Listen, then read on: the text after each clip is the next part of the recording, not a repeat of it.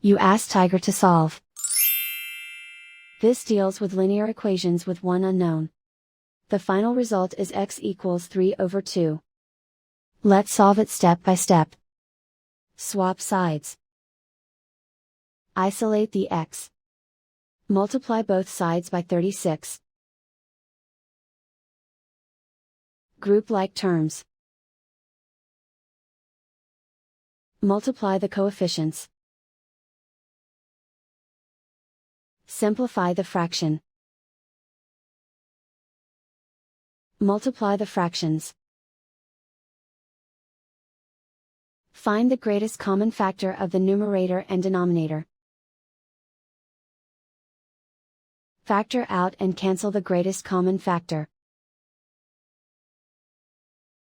And so the final result is x equals 3/2.